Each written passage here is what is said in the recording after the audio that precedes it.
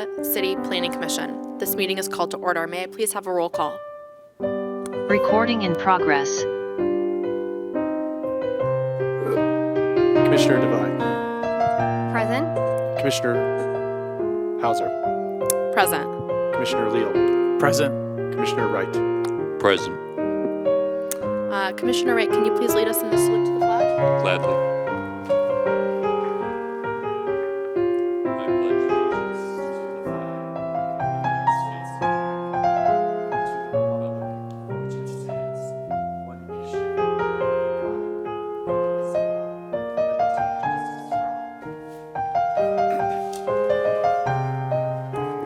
Before we get into administrative business, any member of the public wishing to make public comment on the agenda item or any non-agenda item should complete a speaker card and bring it to the front and hand it to staff.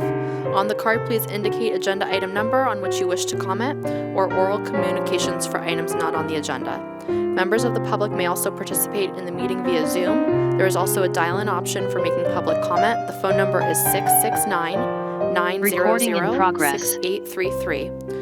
Once dialed in, enter conference number 811-5615-8241, and then press the pound key, which is also on the screen. Once the chair has announced the public comment opportunity for the item on which you wish to comment, press star 9 to raise your hand if dialing by phone or the raised hand function in Zoom. City staff will then identify you by your name or by the last 4 digits of your phone number when it is your turn to speak. If dialing in, once identified for your turn to speak, press star 6 to unmute yourself, wait a few seconds, and then begin speaking. Be sure to mute any other broadcast you may be watching, such as Channel 26 or the live stream. Also, dial-in instructions are shown on the screen. I will call each speaker, whether in person or by dial-in, for their public comment opportunity. So that brings us to administrative business. Do we have any public comment on administrative business?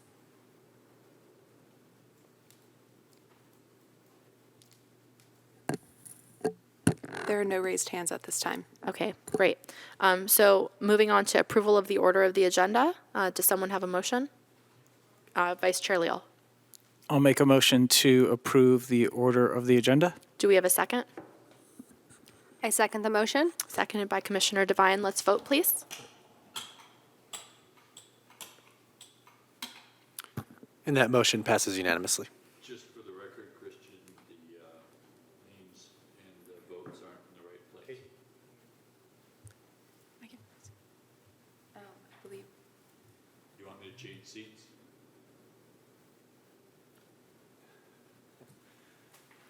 I believe we vote on the opposite side. Okay. Moving on. Approval of minutes, we have none, and designation of liaison to city council meeting, we have none. Any changes to that, Director Murdoch? No, Chair, thank you. Okay, fabulous. So now we'll move on to oral communications. This portion of the agenda is available to the public to address the Planning Commission on any issue within the subject matter jurisdiction of the commission that is not on the agenda. The time allowed for any speaker will be 3 minutes. Do we have any public comment on our oral communications? There are no raised hands at this time. Okay, thank you. So moving on from oral communications, there are no consent items tonight, and that takes us to continued public hearing. This is a reminder to viewers that they can call in if they wish to comment by phone, and to call in only for agenda item 1. Which is file number 2020-003, General Plan Amendment GPA 105-23, Site Development Permit PSD-849-20, and Tree Permit TP-3-23 to construct a new single-family residence, construct a new access road, and tree removal of an undeveloped lot at 501 Santa Cruz Terrace. With that being said, I'm not sure if there's a staff report because the recommended action is to continue the public hearing. So is there a staff report? There's no further report, Chair. Okay, fabulous. And so just to kind of flesh that out, the recommended action is to continue the public hearing to the regular meeting of the Planning Commission on Monday, October 2nd, 2023. So I will be taking public comment on this item, but I would ask that anyone who's making public comment limit their comments solely to the matter of the continuance and the date of October 2nd, 2023. With that, let's open. I'm sorry. Does anyone have questions for staff? I have a quick question for Christian. I assume that you've been in touch with the applicant, and I assume that they're aware that we're continuing it. I'm assuming that they're okay with that due to the lack of their presence here at this time. Is all that true?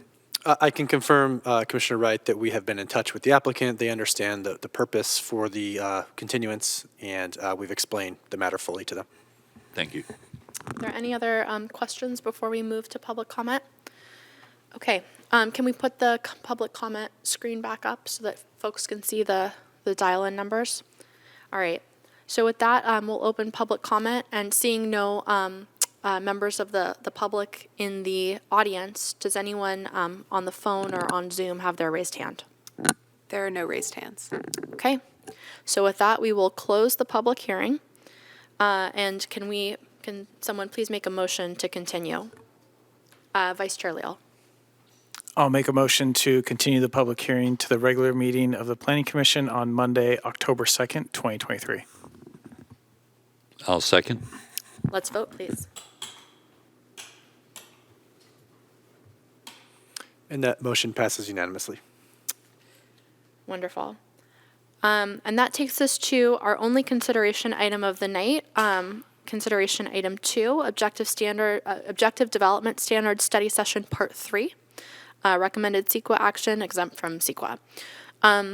So before we start, I'd just like to, for the record, state that due to a couple of conflicts, we are potentially going to have quorum issues if we do not wait for an additional commissioner. So there will be a juncture during this item where I'll ask for a recess, and the time of that recess will depend wholly on when that last commissioner makes his appearance. May we have a staff report, please?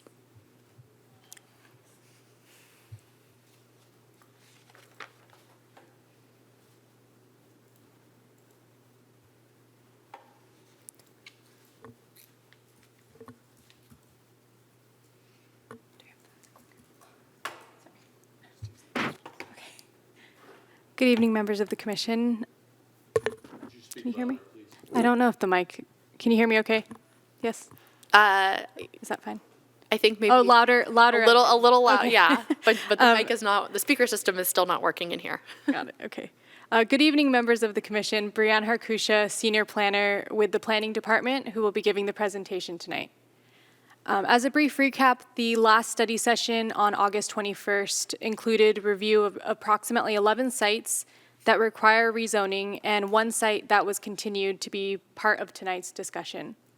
Tonight's study session will be a continuation of the discussion on the types of objective development standards the Commission finds important for multifamily and mixed-use development as part of the Phase 1 rezoning program for the housing element update.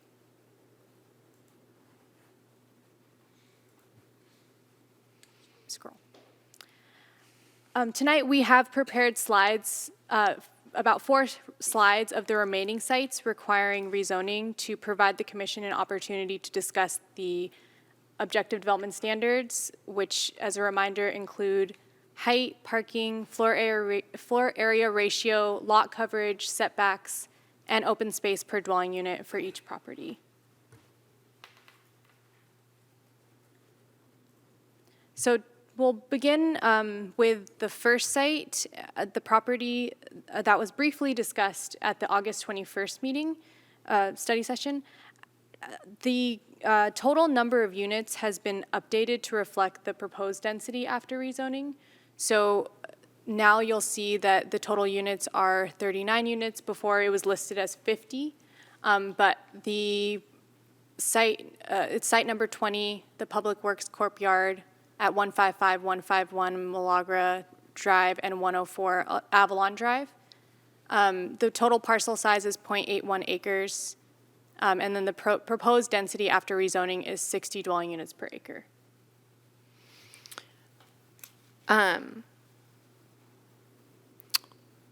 Thank you. I'm trying to figure out when we do public comment, and so I think I'll probably take it. Are we at the point where you'd like to talk about sites? Mm-hmm. Okay, fabulous. So, I want to make sure that it's really clear to the public because there were a lot of sites that were highlighted in blue.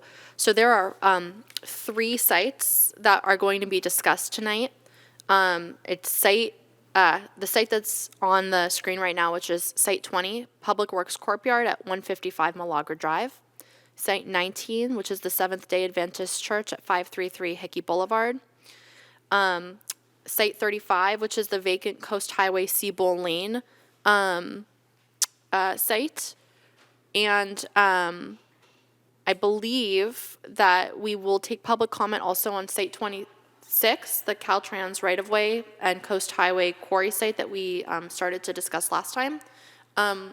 With that being said, I believe that for that Site 26, the goal was to have additional commissioners here, and with the limited number, we may defer that one site. So at this point, I'd like to open public comment, and I would ask that the instructions be put back on the screen. Do we have anybody on Zoom, like any people on Zoom? Okay, so we'll keep public comment at 3 minutes. We'll give people 10 seconds if they're watching at home.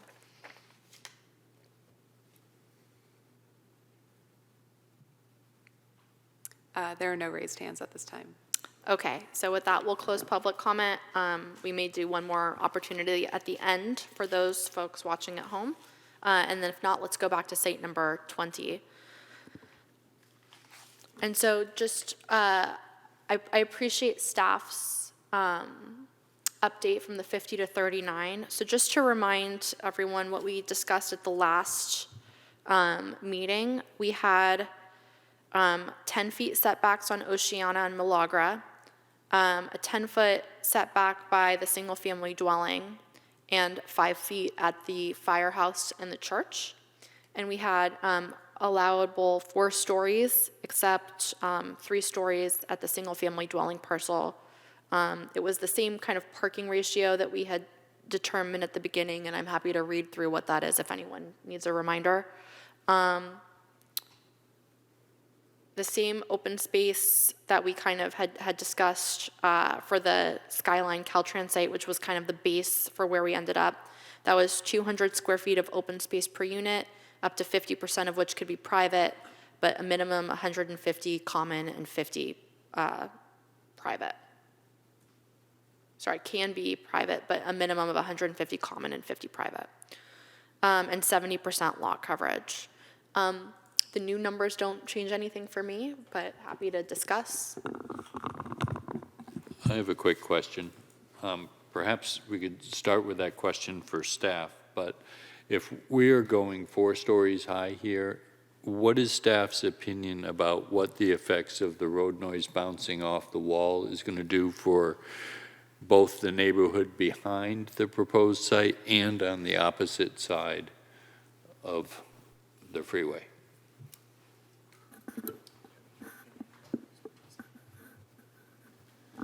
Commissioner Wright, good evening again, Commissioners, Planning Director Christian Murdoch.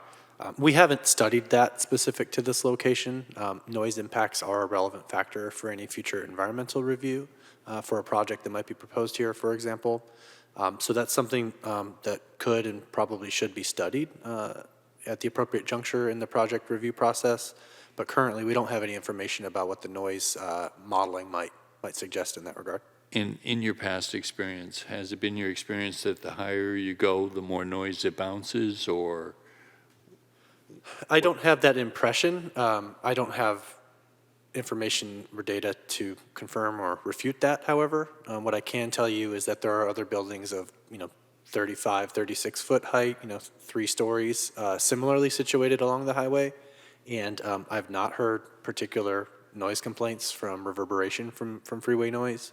But again, noise impacts can be quite localized, and so it is something that may warrant further study. I was actually hoping for additional benefit. But In terms of like a sound wall function to protect the neighborhood? exactly. I see.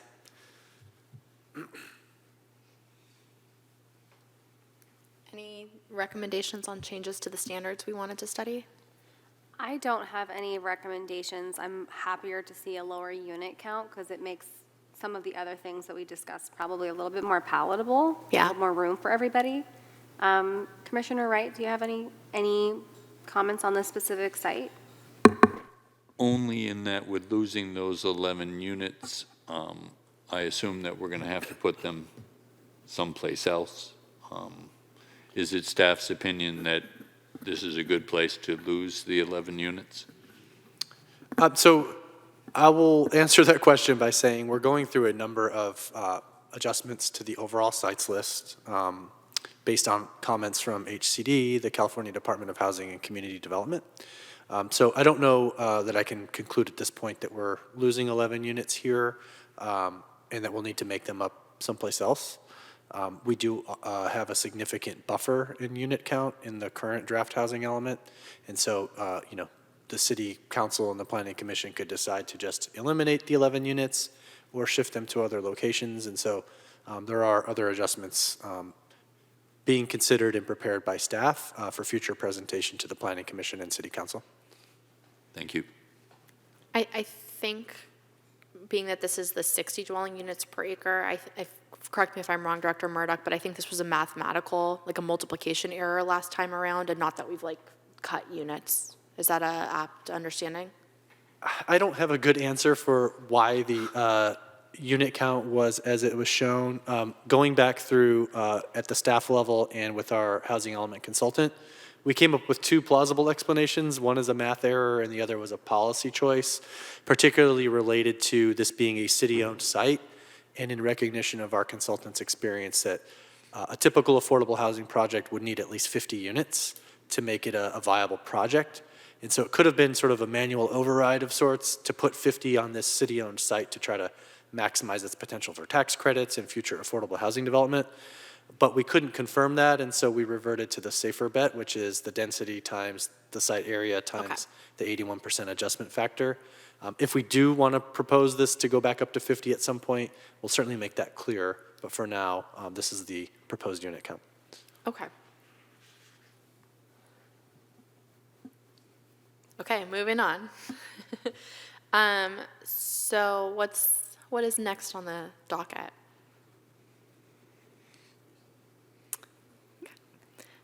So with this site, it was on the list that we looked at last time. Commissioner Wright, you were not here, but this was, okay.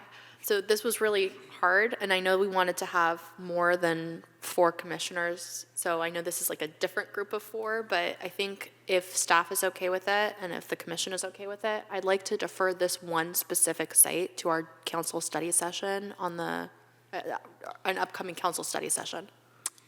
Right. So, Chair, we can take that feedback into account. It's not clear yet that the meeting will necessarily be structured in that way, but if there is an opportunity to do a deep dive into a site-level discussion, we can keep that in mind.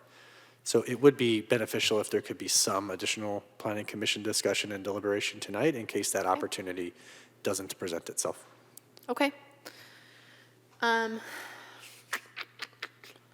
How do folks feel about waiting for, we have Commissioner Ferguson, who I believe is estimated to arrive in the next 7 to 22 minutes. How do folks feel about kind of putting a pin in this one? We have the other 2 sites, we have conflicts, so we have to wait for him anyway.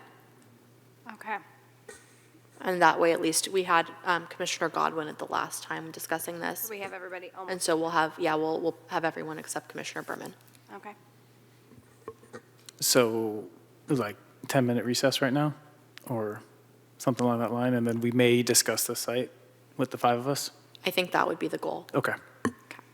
So, are you okay with that, Commissioner Wright? Absolutely. So this is a new one for me. Usually we give pretty discrete recesses, but we're waiting for someone. So how do we formulate? Sure. I think in the public interest, you can say we anticipate it'll be at least 10 to 15 minutes. However, to proceed with the meeting, we do need to wait until Commissioner Ferguson returns. In the event he's not here, at an extended period of time for whatever reason, let's just say 8 o'clock, the commission may reconvene and decide what to do at that point. Okay, so it's 7:24. We will plan to reconvene between 7:35 and 7:40. And if we need more time, we'll come back and let the public know. Okay, thank you.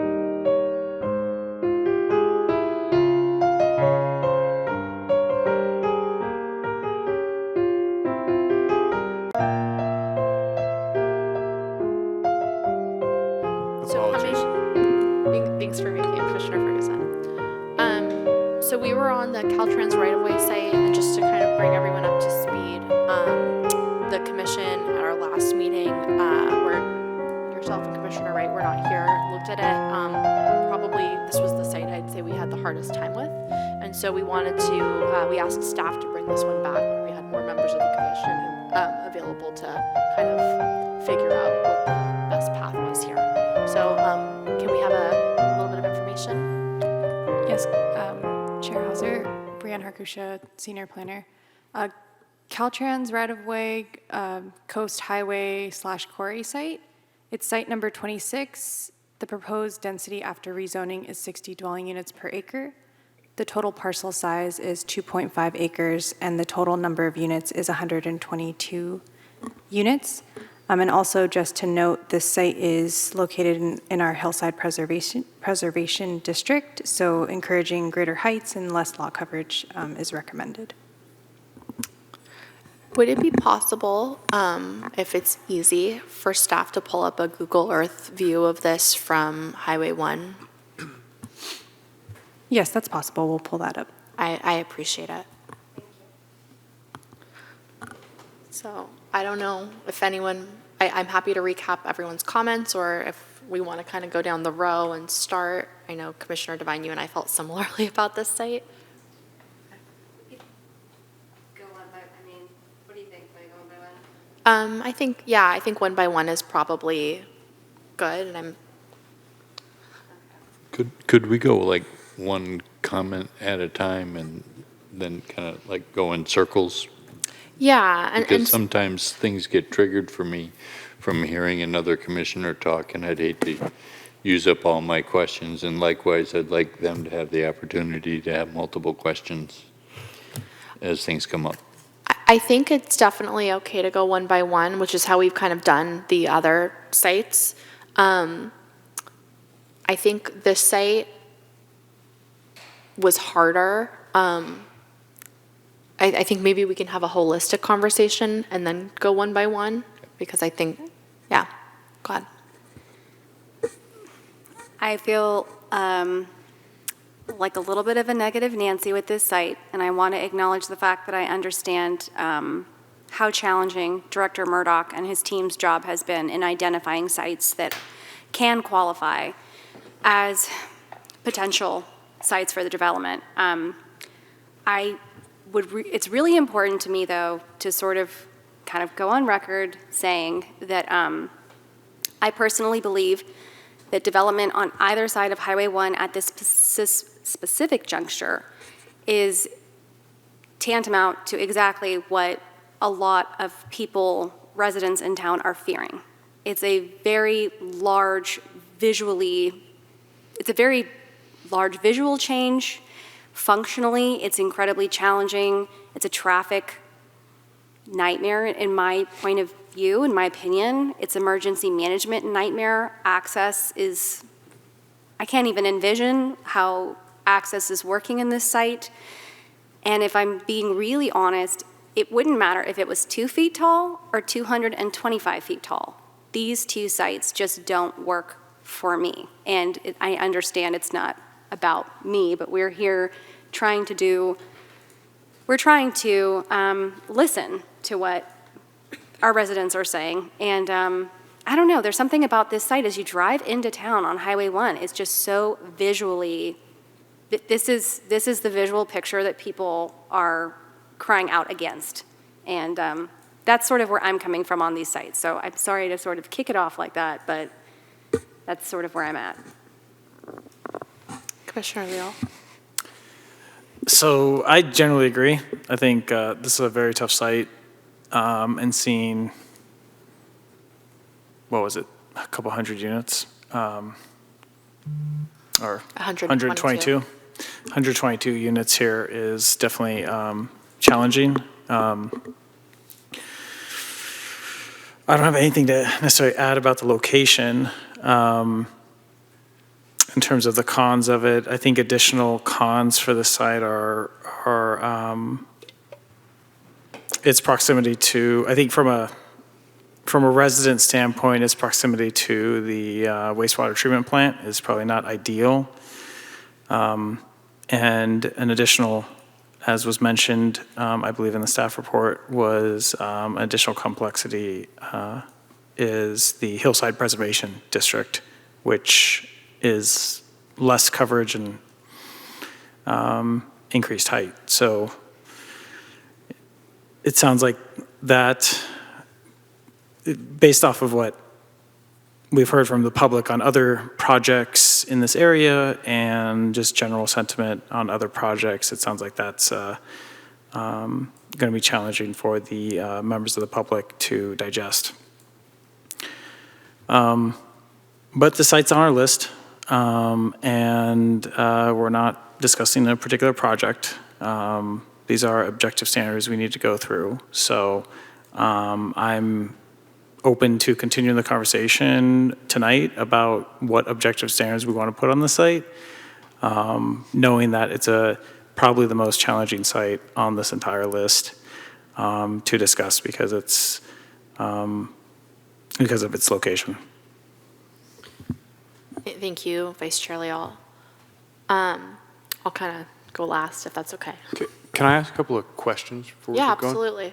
absolutely. Sorry, I missed the initial staff report on this, and I'm not 100% up to speed on where we've gotten to so far, but just doing some preliminary research that I can't seem to tell, is there an actual county parcel that is associated with this site, or is it just part of the Highway 1 right-of-way?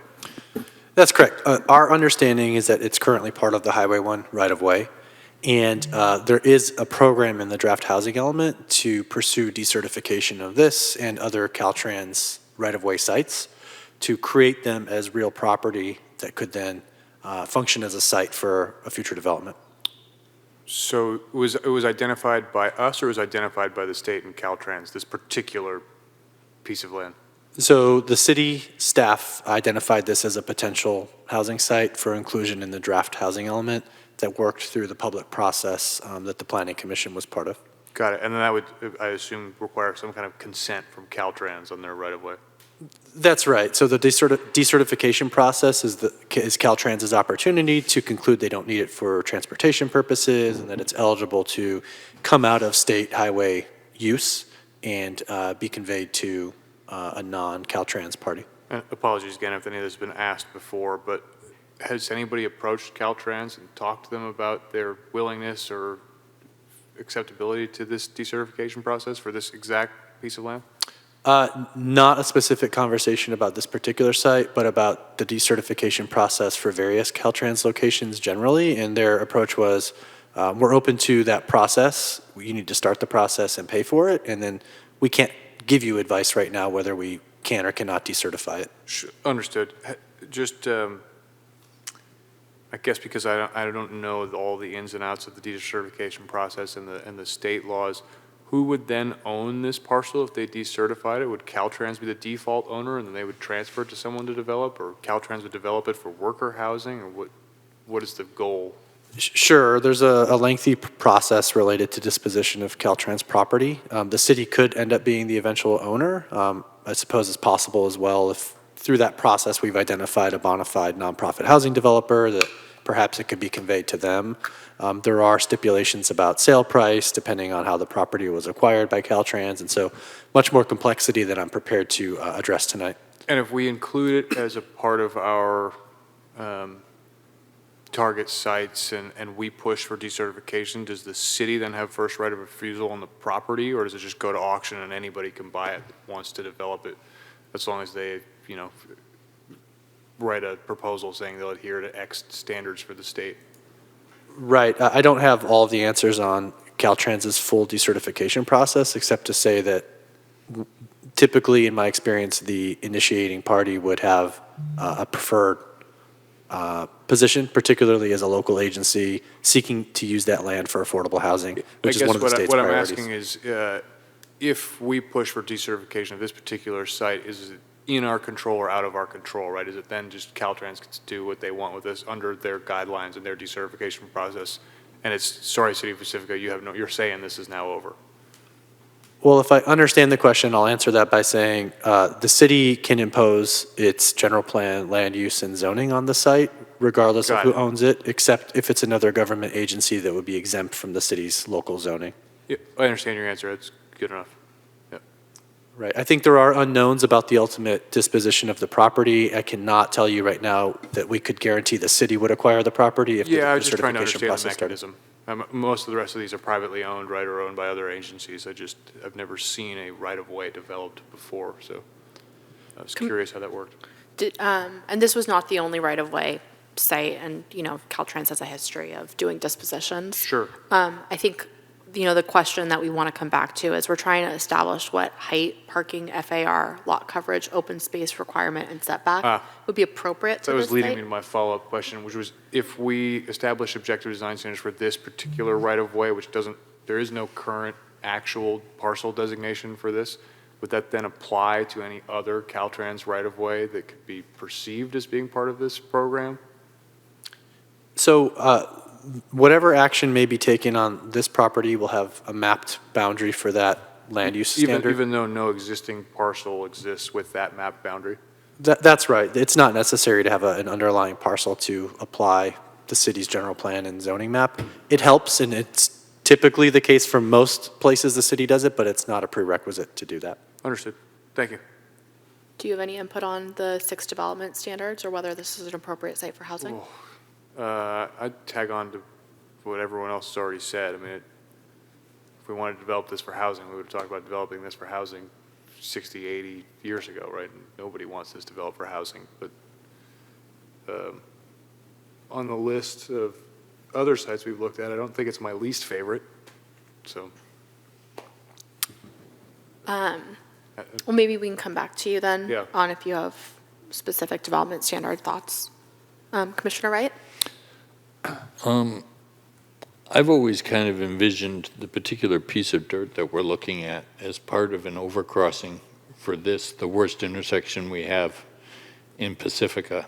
And if we put housing on it, we may not get an overcrossing. If we don't get an overcrossing, we may continue our same traffic issue. I personally think that we really need some input from Caltrans on this before we should be able to make a decision unless we can figure out boundaries and setbacks from this street that would be sufficient to allow Caltrans to still give us the overcrossing that we so desperately need and do housing on the remainder of the lot.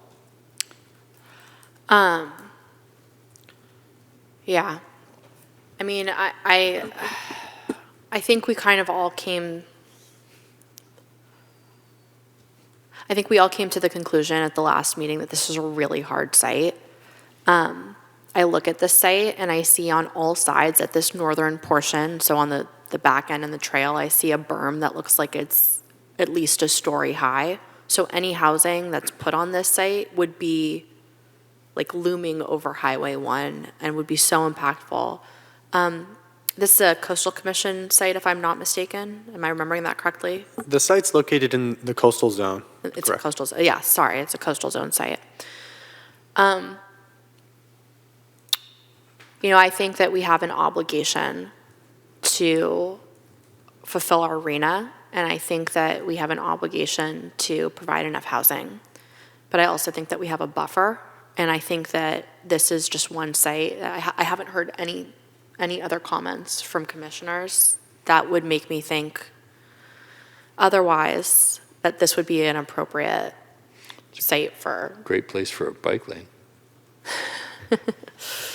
I mean, there's a small flat portion at the southern part of this site where potentially like a couple of two-story, I don't think that this allows us to achieve,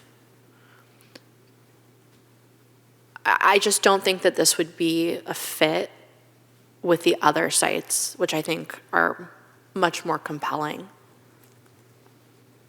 And so I'm not sure if we can give you more input. I think we're all kind of in the same spot. And sorry, Commissioner Ferguson, I said I would come back to you. Oh, yeah. How to say this? Is it an issue if we unanimously say that we can't come up with any objective design standards that would work for us and our constituency? Or is this site already included as part of the package for our RENA application to HCD?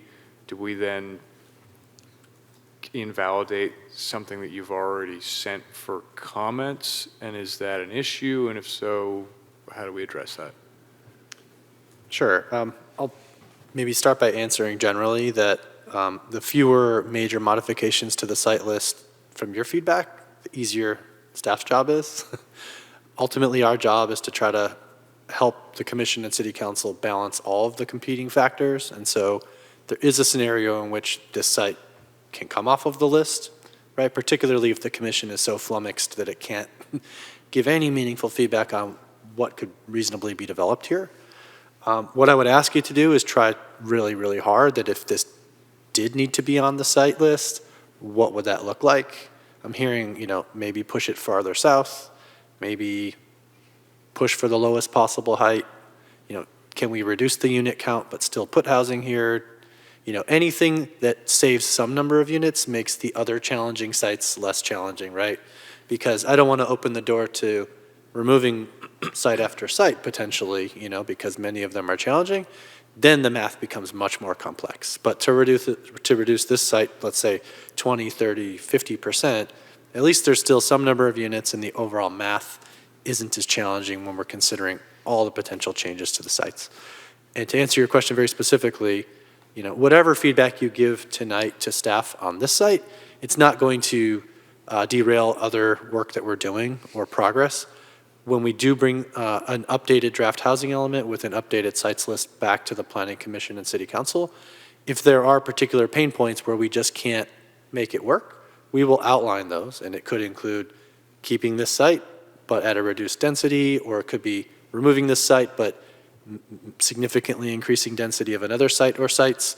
We will prepare those trade-offs as necessary depending on the feedback that you give us, but realize reducing units in one place, as I think you all know, might mean putting units elsewhere or putting the city in a more difficult position with the reduced buffer so that post-housing element, we're taking action on particular projects, it might trigger rezonings at that time to avoid no net loss.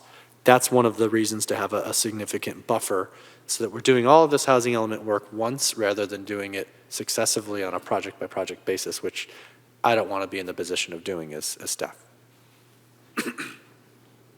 I'd like to make a comment, I guess, generally for the 6 people listening. I don't feel differently about this site than I do the one directly across the street that I think has all of the same pitfalls. And we managed to find some standards for that, as much as we all hated doing it. But if I could articulate probably the one thing that all of our constituency and the other communities up and down the coast, if you ask them one thing they would want out of their planning commissions and their councils, it would probably be no more development west of Highway 1 where there isn't already.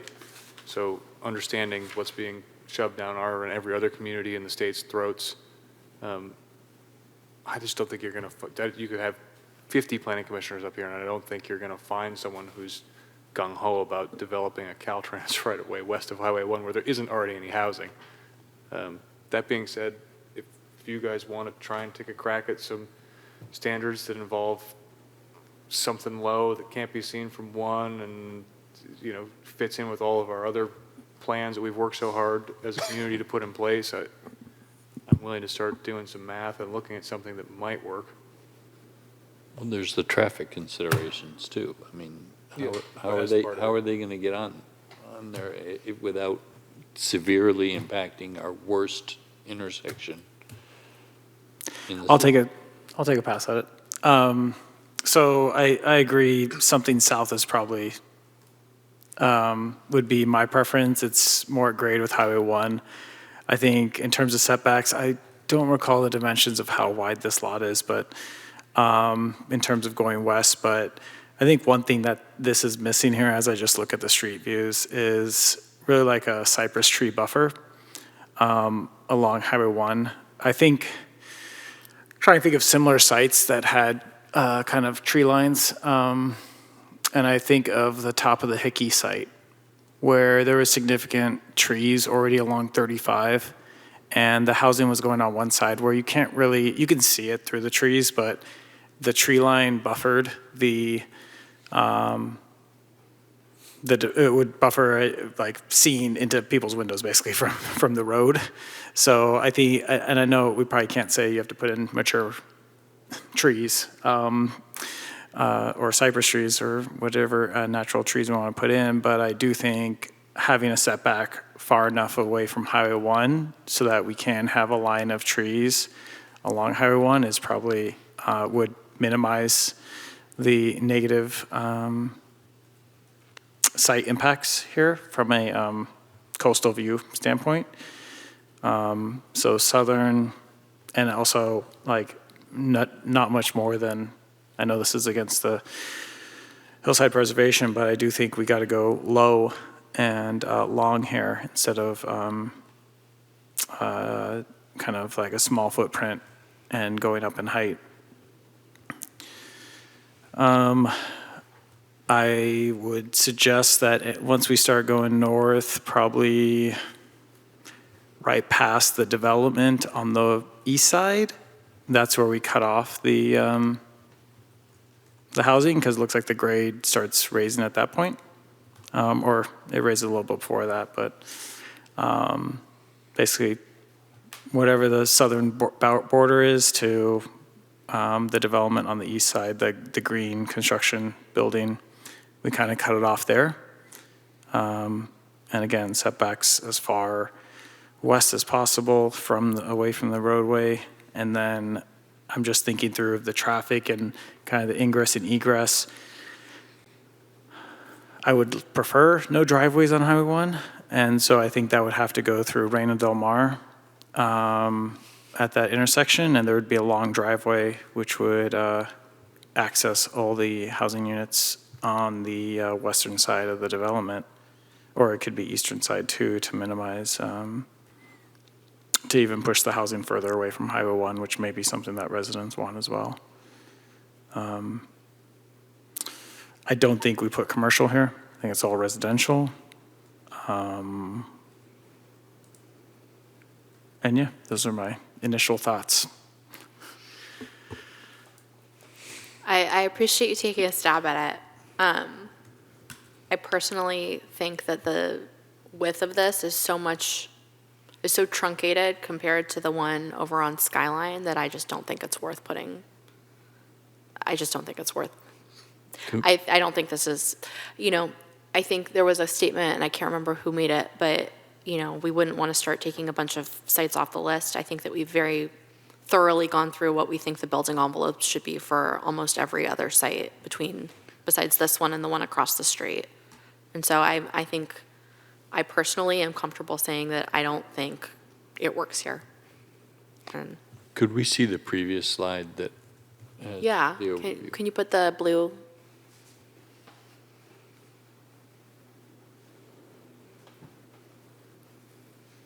Am I correct in saying that's approximately 100 feet wide or maybe a little less? So at the southern end, that would probably be about 100 feet. The overall width from the sort of top or westernmost to the edge of the highway is about 160 feet at the southern end. So if you take off the green space that's not part of the polygon, you're probably pretty close. And where is the creek in relation to this lot? How far away? So it's closest at the northern point. You can sort of see that curve or bend there. I think the creek begins its path up there. We put a 40-foot setback from the highway off of the other Caltrans right-of-way site on Skyline, because that is what we kind of felt was an appropriate setback from a highway for housing. And if you have like a 100-foot strip of land that's on a berm, and you're taking 40, I just don't see how this physically works. I don't know. Does anyone want to? I think you're hearing that most of us don't think that there's a path, and there's some potential. Vice Chair Leo got very creative, which I appreciate. Any other comments before we move on? Yeah, I'm trying to do some mental math to figure out how much you could even get out of this if we came up with some kind of standards that fit all that we're talking about, and what ends up being left to be worth it. Well, I think that this is part of why we put a bunch of additional sites into the EIR. And I think we discussed those sites at the last meeting. And I think some of those have additional capacity as well. And I think we kind of spoke to that a little bit. Any other comments before we move on from Caltrans right-of-way? Okay. Okay. So Chair Hauser, you may be getting to that, but we do need to take the precautions related to conflicts of interest Yes. for the next sites that we're moving on to, with the next being a site where Commissioner Devine has a conflict of interest. You read my mind. So Commissioner Devine, would you mind stating your conflict of interest for the record? I have a conflict of interest with the next site, the Seabowl site, correct? It's known as The Rock, just north of the Seabowl Bowling Alley, or former Seabowl Bowling Alley, correct? The Rock, okay. I own real property within the vicinity and am unable to comment further. Thank you, Commissioner Devine. Yeah, you can go in the room and then come get you when you come back.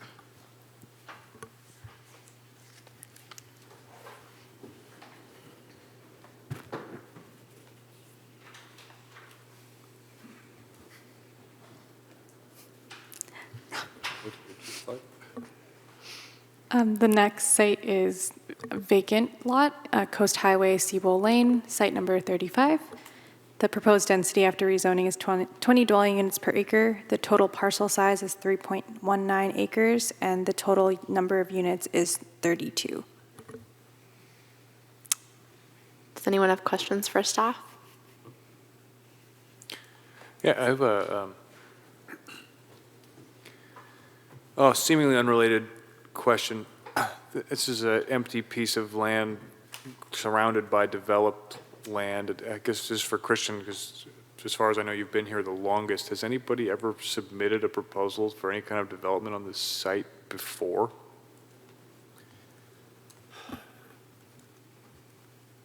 I have a vague recollection. It predated my starting with the city in 2014. I think there may have been at least a study session for a development concept at one point.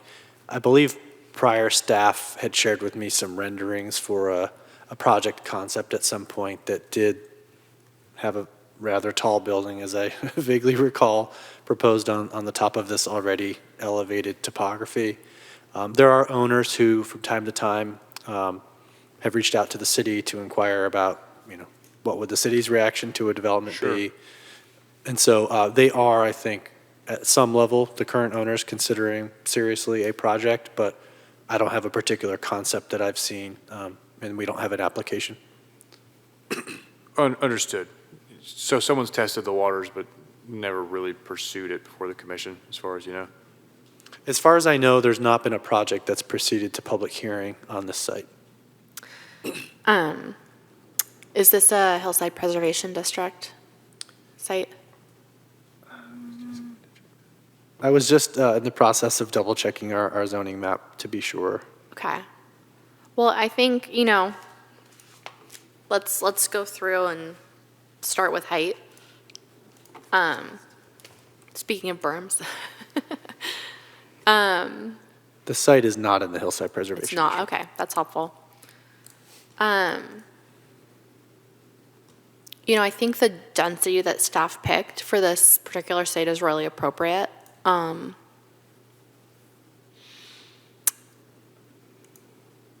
Is there some sort of sense? So if I'm recalling correctly, we were allowing, I'm looking for the Seabowl site. We spoke about having additional height at the Seabowl site. I thought we said 55 at Seabowl, I think that's right. because it was backing into the hillside, whereas this is the almost opposite inverse problem. Right, and so I wonder if we know what the berm is, or what the height of that rock is, because if it was 20 feet, then by making the height limit 35 feet, it would be kind of consistent with, but I also don't, if it's like a 30-foot height limit, I don't want to obviate having the ability to develop things. Sure. One nuance or complexity here that I'll mention is the site's currently zoned C1+, which according to our zoning map means it needs a public vote to rezone. It's a public vote to rezone.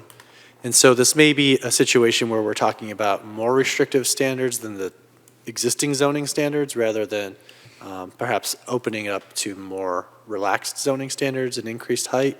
So part of this thought process related to the density is that the current mixed-use zoning for the site does allow up to 22 units per acre. With the current commercial zoning under the C1, 2,000 square feet of lot area per unit. Does it require, so it requires, well, hang on. Let's back up for a second. So if the general plan that we put into place has a land use designation that allows for housing, it doesn't matter what the zoning says. Because there's no best, it doesn't fit the general plan if there's an inconsistency. Well, I believe the current general plan is visitor serving commercial, which does not allow residential use. That Okay. is a land use designation that the zoning would be consistent with. The zoning currently does not require housing. It allows housing as a conditional use. Okay? And so we would be talking about a general plan amendment to allow mixed-use housing, perhaps mixed-use neighborhood as an example. Commercial use would need to be part of this site under the current zoning, and residential would be a conditional use under the current C1 zoning. And so more so than a question about what the objective development standards should be through rezoning, we can't impose different zoning with different development standards on this site, but I think any feedback that you can give us might help us shape whatever description or narrative we can related to appropriate standards for this site. So any plan developed would require a vote because of the zoning, but would a change to the general plan, which we would be proposing, also require a vote? No, that was my question. Not technically, because it's not a rezoning, it's a general plan land use change. And there are some other complexities, which I don't want to discuss in an open forum currently, related to inconsistencies that could arise between the general plan and the zoning. Understood. So really what we would be talking about is changing the general plan to allow a mixed-use designation. Perhaps trying to find the general plan land use designation, again, for example, mixed-use neighborhood that most closely aligns with the C1 zoning district.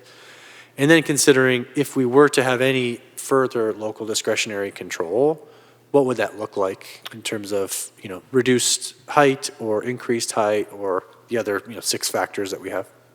We talked about it, and it wasn't one of the 6 factors. We talked about visitor serving indoor recreational space as a part of the Sea Bowl site across the street as an objective standard for that, even though that's not part of any general plan zoning that I know of. That's possible for any site, right? Not just places that currently have indoor recreational visitor serving, some sort of community serving asset. I think that's right. I mean, we tried to set up a uniform list of 6 objective standards. Sometimes the discussion by the commission has ventured beyond those 6. Helpful feedback for us, whether or not we're able to incorporate that into the upfront objective development standards as part of the phase 1 housing element rezoning. It's hard for me to say at this point in time, but all feedback is good feedback for us. Sure. Looking forward to the land use actions we'll need to prepare.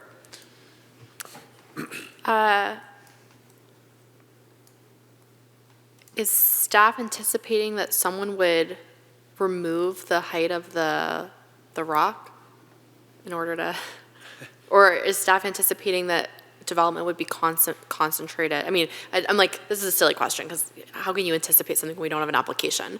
But I mean, looking at this, I think it's most conceivable that someone put something on the far eastern portion that's adjacent to 2 streets versus trying to figure out how to make it up the big part of the hill. It's also the steepest portion. Right. Oh, the part that I'm talking about, the eastern I part think is the so. steepest? I think that's the steepest slope from what I I'm envisioning.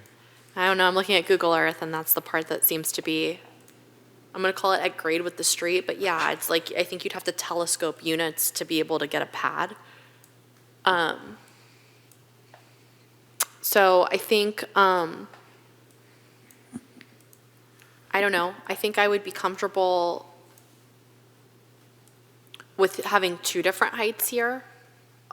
One on the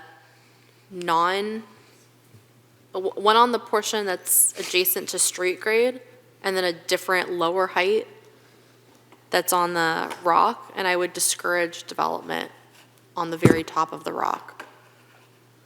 Is there no hillside preservation overlay on He this? said no. No. No, there's, I think that there's another question. I mean, obviously, it sounds like that we do have a way around the vote of the people, but then there's a question of, should we? Well, certainly, I wouldn't want to eliminate that in any way, Okay, I just want to be clear that we should leave that nor in place. can we. I don't think that's part of the discussion. Oh. I think it's just the development standards. Yeah,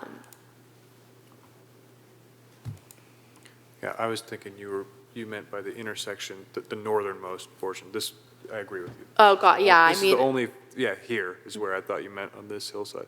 so for the record, I'm talking about the intersection, I think we're both talking about the intersection of Siebel Lane and Fassler. Okay. So am I hearing that this might be a site where we should prepare a more particular diagram, focusing the development, like on the, I guess, the eastern? Yeah, maybe. Portion? The southeastern, I think like the southeastern. northern portion and also the west portion probably It would along almost Highway make 1 would be Sense to me to have either two different challenging. or just cut off a part of what's shown there. I think, On the downward slope to Highway 1, I think should be out of the question. yeah, I would agree. And also the Yeah, I upward agree. slope along Fassler. Yeah, yes. However, the downward slope along Siebel Lane, the southern portion, given what's across the street, there's opportunity for commercial, given there's already commercial across the street with potential housing on top. I would personally not. I mean, I think putting commercial here, and so this is, Christian, or Director Murdoch, I think you're going to need to guide us a little bit on what's necessary. I feel like putting a commercial requirement on a site that's going to be really constrained by the rock is probably like not necessary. And I think the most developable portion is across the street from housing on Fassler. And then, it's not really across the street from, like, it's kind of across the street from Siebel, but not it's more across from the berm. I'm trying to describe this without a graphic. Do you know what I mean? Yeah, I guess as I go down Siebel Lane or west, aka west, it becomes more kind of at grade with that commercial property across the street or the other Siebel property that we've discussed in the past. Yeah, the area I thought of as being most developable is what you have on the right side of the screen here, kind of just behind these trees and then coming back up to Yeah, Fassler from concur. there. What portion of the lot do you anticipate that being? Half? I just did a quick polygon in Google Earth. It's like 3/4 of an acre, which I don't think is I mean, It's a we're trying to 3 get, acre site? it's a 3-point-something acre site, and Yeah. we're trying to get 32 units. Is that correct? yes, that's correct. That's why I think if you don't go up to the rock, I think the only way you go is west down Siebel Lane. But that also requires Can- digging into the hillside. What if we made them slice the rock? I mean, I don't think we want to I don't, without knowing anything about the geology or the cost or the rippability, I don't think we should mandate that. I think we should suggest standards where you can have a higher height on the flatter portion of the site, even though it's a higher grade, technically above mean sea level, that maybe like, if you're building on a higher grade, you're coming down in stories. So maybe you can build up to the rock, but it's 2 stories there, and it's all the way to 4 stories at the top. Is it possible to put in a design guideline that says maximum roof line elevation to be below the maximum elevation of the rock itself, the prominent point? I think we don't know what that point is, though. I don't think we know what the altitude is. The It altitude, doesn't- the highest constructed building that would be below the highest altitude of the parcel. That's fine on Right, the so that eastern doesn't side, but you prominent. could end up with a huge thing down below on that flat spot on the corner. That's the only way I see how you get to this number. Yeah, I'm looking around also like across the street, so across Fassler, you have those 2 homes there, and it definitely looks like those are less than 35 feet, which they're kind of on the same plane as the flat portion. But they're also hidden as you come If west this- on Fassler. Director Murdoch, if this has a special zoning associated with it, have these development standards already been kind of hammered out in that previous zoning? So the C1 zoning that's applicable to this property and requires a public vote to rezone does have a maximum height of 35 feet. It does have a minimum landscaped area of 10%, which sort of functionally creates a maximum lot coverage of 90%, and then refers to the parking standards in the off-street parking section of the zoning, for instance. There's no floor area ratio in the current zoning, and it does set a limit of 1 dwelling unit per 2,000 square feet of lot area, which shakes out to 21.8 units per acre. So again, we're sort of talking about anything that might be more restrictive than the R1, in my opinion. But if there's something less restrictive, I think it's instructive. We can take the feedback. And if and when there's an opportunity, for a public vote to either remove that restriction or to change the zoning, we could include that as a package as well.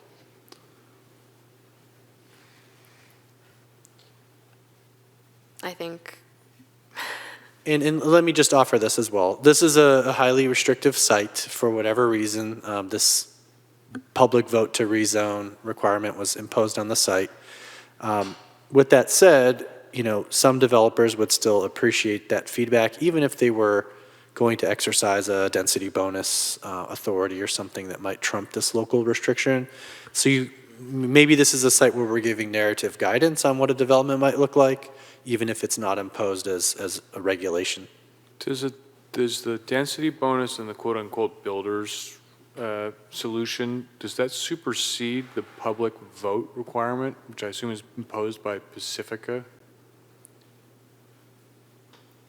I don't think I can give you a definitive legal answer, except to say that to whatever extent the city council and or the voters are acting as one and the same under that public vote requirement, the state law that affects local zoning control presumably would trump so the local restriction. let's bring it back to the 6 core standards. Sure. I think that I think the question is, do we need to do anything that's more restrictive? And if we have feelings about less restrictive. The only thing that I'm thinking should be more restrictive is the lot coverage. I mean, 90% lot coverage is kind of insane. So I would say we would make that like a 60% lot coverage, seems like it's more appropriate. That being said, I would be open to a little bit more height here if it was thoughtful and kind of telescoped appropriately, but I'm not going to die on the sword for that concept if staff can figure out how to make the envelope work under the current zoning. I don't know. Does anyone else feel like the landscape, like a lot coverage of 90% seems a little insane? Yeah, insane. Yeah, insane. But I do think on the top of that hill, that would be a great place for a view deck for mandated common outdoor space to offer a view off to the ocean and the sunset every night, which could be an incentive to get somebody to actually build something there, but not significantly higher than the hilltop, To do an Or, outdoor space? just as common outdoor space. I think if they can figure out the ADA accessibility, then I would be all for that. Okay. Vice Chair? Be a great place for outdoor restaurant seating for sunset at night. Do we want to talk about setbacks and points, because that might just lead us to a percentage lot coverage that we're willing to work with? I was just going to jump to setbacks, because I think this one's also challenging, because depending on what we have against Fassler, that's going to limit that side right. I think in terms of setbacks on Highway 1, what did we have on the highway? 20? No. Well, we had on 35, Yeah. 30 to 40 foot setback. I It- personally don't think we should anticipate development off of Highway 1. So 40-foot setback off Highway 1? There's also a lot of people that make rights on red at that light, and if you get too close to the highway there, we're going to create accidents. And just to be clear, the Highway 1 right-of-way extends about 70 feet in from the edge of the pavement before the property begins, so there's sort of a natural setback. Got Can you it. show us the overview of that? You can see that demonstrated here with the parcel boundary. So I had, just from preliminary measurements, like 120 feet from the highway edge is where I couldn't see a feasible development. So if they're 70 feet, like an extra 50. 50. Just to get you above that Yeah. prominent and severe downslope onto the highway. I think we've used 40 in the past. Do we just keep it at 40 just to be consistent? And it seems like. So that would be 70 plus 40, which then makes it 110. It just opens the door to development on the For 10 feet, yeah. cantilevered above Highway 1.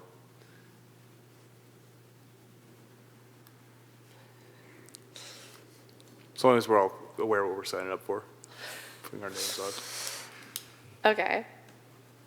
I'm.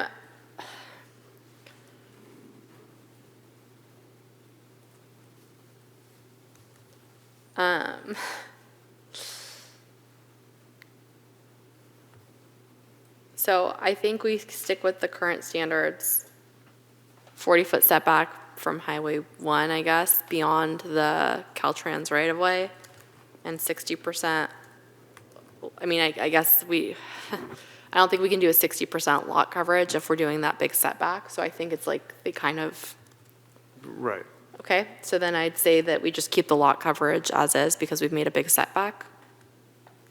Okay. Yeah, I don't see any reason to adjust the setbacks on the Seabowl side or the Fassler side, I guess. I concur with that. And I also think we shouldn't require commercial here. I don't think, I can't see, I can Like a- understand not requiring it, but I don't think we should preclude it. I don't think we should preclude it, but I think that it's like the other ones where it's like if they want to be able to provide it, they can. But like, I just can't see like a 10-foot right-of-way where there's a sidewalk and like a, you know what I mean, street trees and. Yeah, one of the challenges is that the current C1 zoning does require commercial use and the mixed use, the residential components, the conditional use. And so that's a potential challenge, but it doesn't have a minimum ratio or, amount of commercial area. So it could be very flexible and what some will call token space, or it could be something small and innovative. It's really hard to say what could be imagined here with enough creativity. Okay. Yeah, I was wondering about the zoning was where I was going with the earlier commercial comment. I thought we had to leave it in, and it sounds like we don't have to, but it's probably easier if we do. Okay. But there's not a minimum that we need to include? That's right. There's not like a minimum floor area ratio in the C1 zoning Okay. of commercial area. As is, you would require some amount of commercial space to do any kind of development without a change to the zoning. But no, there is no definition as to how much space that is. That's right, and that's often been a point of contention for the Planning Commission over the years with commercial projects in the C1. The good news is, in general terms, it requires a site development permit, which gives some discretion, and the commission has at times pushed for more. over the years, we've provided that feedback to the developers because of the Planning Commission's concerns about too little, quote-unquote, token commercial space to get residential units. So I think this is probably the one unique time where we're in agreement that the less, the better. Yeah. Okay. Yeah, I feel good about all those. Okay, so I think where we ended up was a 40-foot setback from the Caltrans right-of-way on the Highway 1 side and encouraging as few commercial square feet as possible. What- And other than that, comporting about to the building C1 district. I think it's already part of the C1 35 district. feet, regardless of where it is on the, My feeling was that on the very east portion, it could bear with a little bit more height, but at this point, I think we just keep with the C1. And I think if the question is like, do we make it more, like, I think the question was, can we make it more restrictive? Because there's this vote of the people that's required. So Yeah. I think we've made it more restrictive by putting that step back on there. except that I'm fairly certain that the vote of the people is null if they have the density requirement met. Right, certainly, the commission might conceive of a situation here where you want to give guidance for a density bonus project, for example. And if you're open to more height on one portion but not another, this is a good time to give that feedback. Similarly with lot coverage, should it be in one area more intensively than another? While a developer may or may not accept that, oftentimes they'll want to incorporate that feedback if they can. Yeah, I think I'd feel better about 45 or 50 feet at the intersection of Seabowl and Vassar than I would about 35 feet at 40 foot from the lot line. I would agree with that. I would say 45, just because of the way the Sure. streets come down. Okay, great. Does staff have what they need on this site? I believe we're missing the open space per dwelling unit. I think we would just comport to the C1 district. C1. Okay.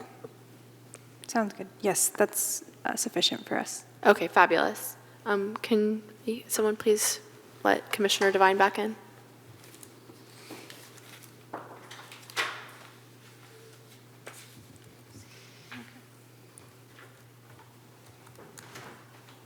Okay, thank you. And I believe that takes us to the last site, which is Site 19. Due to the location of my personal residence, I am conflicted out of this particular site, so I'm going to turn it over to you, Vice Chair Leal. And we did talk about taking another period of public comment at the end, which would be after the site. So maybe why don't I'll come back for that. Once you come back, Chair, that would work. Yep. Cool.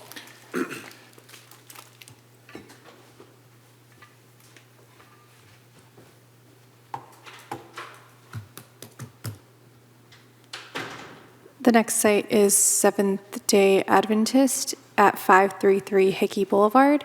It's site number 19. The proposed density after rezoning is 30 dwelling units per acre. The total parcel size is 1.65 acres, and total number of units is 15.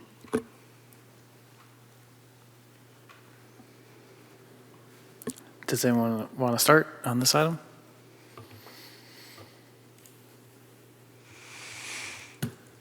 $35, 15 from the street, 10 on the sides, 10 on the back.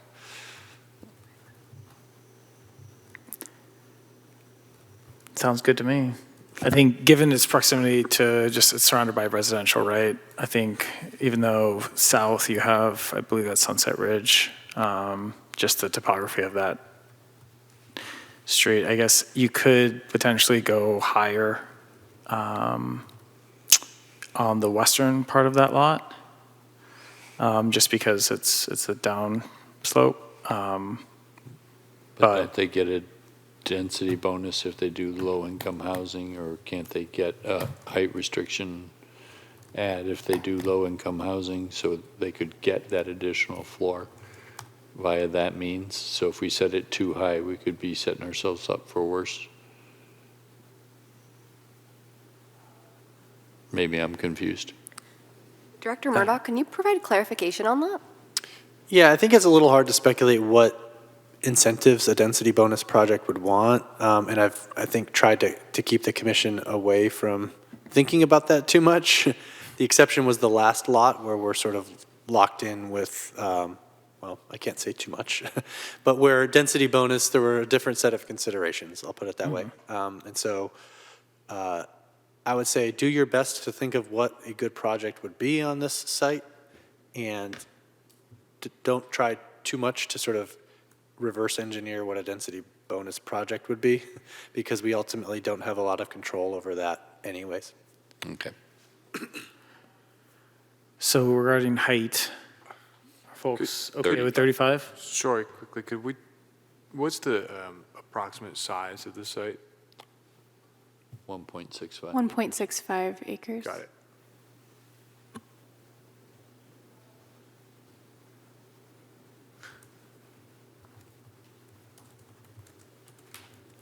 Do we have consensus on 35 feet?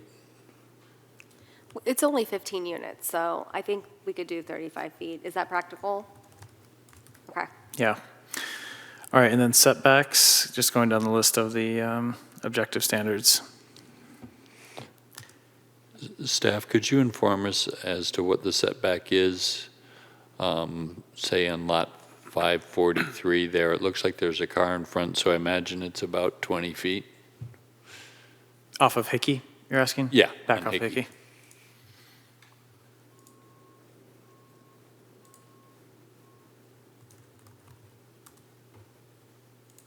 It looks like 17 feet approximately, based on my measurement. The standard for that neighborhood would be 15 front, 5 side, 20 rear, I'm guessing? Correct. 20 feet for the garage. Are we okay with that standard? Or do we think we should change it? Yeah, given the coverage, it's okay with me. Okay. Any other thoughts on setbacks? So we'll use the standard for the neighborhood. I'm good with the neighborhood standard. Okay. So moving down to lot coverage.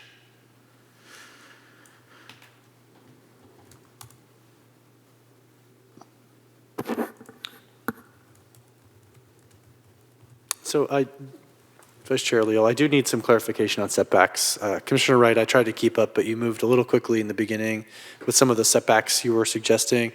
I'm fine with what they suggested. It sounded to me like, Well, I talked about the neighborhood standard, which I think is 15 front, 5 side, 20 rear to the garage, but do we want to make, because we're talking about a larger development here, we could increase the setback from the sides, which Right. would be Yeah. adjacent to the residential. It's specifically the 5-foot side setback that I had paused. It's too close, yeah. Yeah. The lot is big enough. Should we by go far 15? for 15 units. I would say 15? 15 Yeah. feet, yeah. So should we Be do great. 15 all around, or we still want 20 rear? We could do 20 all around or 15 all around. Either one is fine with me. There's no difference to me rear versus sides in this particular property because it's the same scenario. Yeah. What would lot coverage look like if we did 20 all around?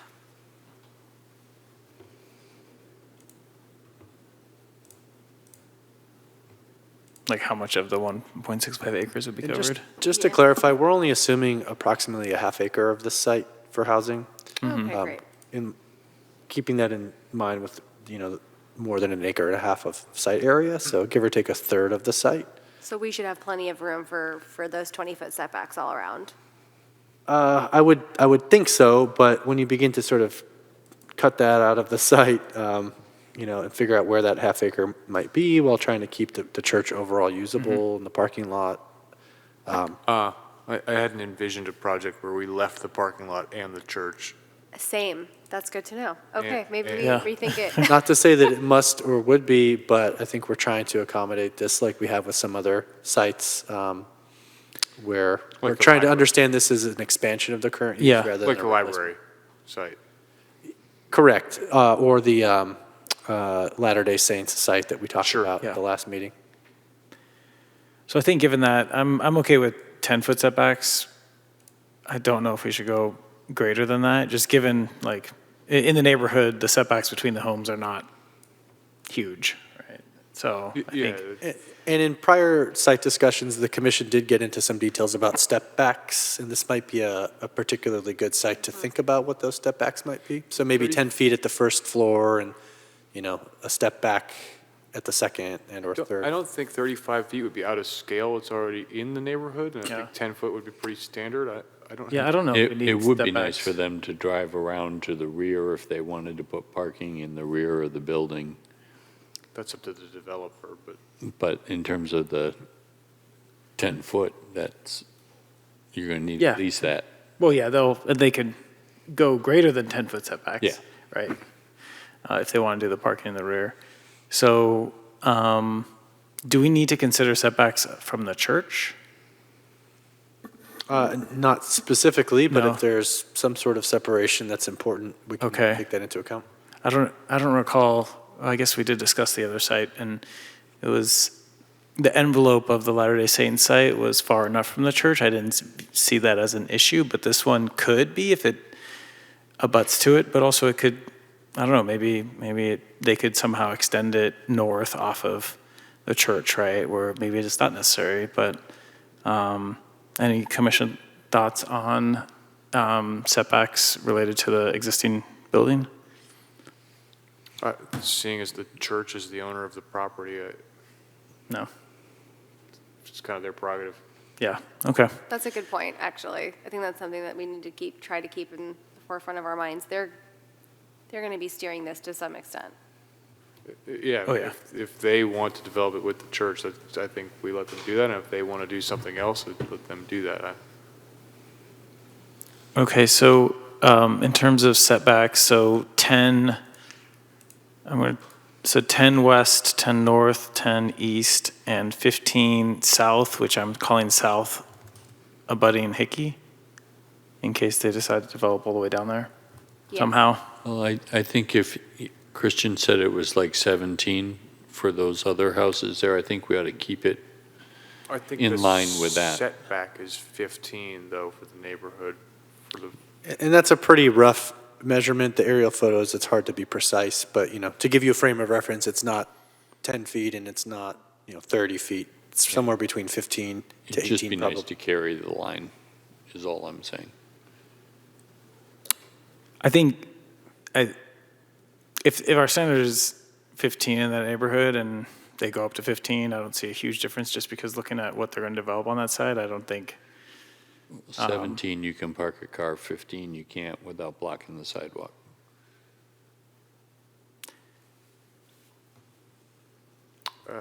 It would be 17 from the public right away, wouldn't it? Which would include the sidewalk.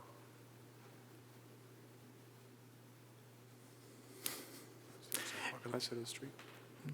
So let's, before we get to the south setback, so any north, which is towards Crestmore, west and east, any concerns with a 10-foot setback against those three? No. Any? No? No. Okay, so 10-foot setbacks, and then Hickey, the southern setback. Seems like we're between 15 and 17. I'll acquiesce, 15's fine. Okay, everyone else okay with 15-foot setback? I think the probability of developing onto Hickey is probably, or up to Hickey is probably low, but we're not measuring against probabilities. So lot coverage, the assumption was a third of an acre? Was that the? Right, so Okay. we tried to make a conservative estimate for the site, given the existing uses and the configuration. So we assumed a half acre and applied the density to that. Okay, But we didn't go so far as with some other sites to prescribe where that, half acre might be. But if we're for- deciding lot coverage, do we need to consider the existing structure as part of that? I would suggest that you do. so include the existing structure as part of the lot coverage calculation or estimate? Correct. I think Okay. you're trying with lot coverage to figure out the overall intensity of development or, built area on the site.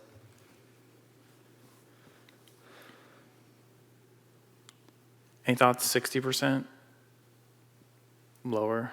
Lower? Yeah, I'm trying to wrap my head around what I see as a site where I would where I have less problem with developing more housing than 80% of the ones we've got before. I know, I actually want to build more housing on this one. I think this can have a higher density. I could get behind adding more housing on this site, too. And so, I mean, what are we talking about?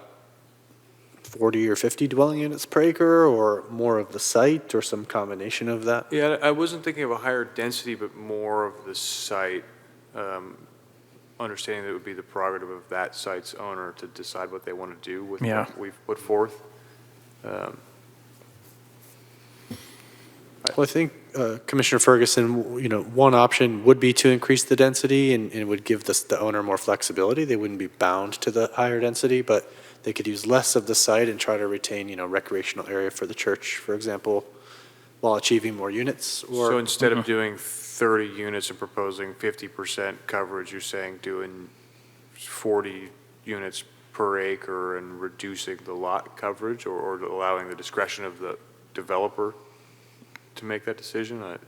Yeah, I think for this site, you know, we're not prescribing the envelope at this point, so they could use more of the site and have lower height, to get more units. They could use less of the area of the site, but build higher potentially. Do you mind if I ask, I mean, we looked at a lot of sites with existing uses, some governmental, some, you know, commercial, some religious. It seems that a couple of these sites got paid different mind than others, and I'm kind of curious why this site, which is relatively flat and surrounded by residential and some higher density residential, wasn't selected for a higher density, just more total units. Yeah, I think part of the challenge is how closely tucked in, you know, three sides of the site are with single-family development. I think the existing church use and it being a relatively small site, I think factored into our thought process as well. But we could certainly take the commission's feedback to think of greater density or, you know, other modifications to that. I think the density is okay because, I don't know, my back of the napkin numbers puts the density at 30 times 1.65. That's roughly 47 units or so, based off of just density alone, just looking at density and the size of the parcel. Right. Is that back of the napkin? That makes sense. But when I look at Yeah, 15, it seems very low. I came up with, if we use the proposed density at 30 units, if you have a 60% lot coverage, it's 1.66 acres times, you know, Yeah. 60% times 30. But 15 versus 30 doesn't really move the needle, but So for the twice as whole many. site, at 30 units per acre, using the density reduction assumption of 81% that we've used across the board, you'd get to 39 to 40 units on this site, utilizing the entire site area.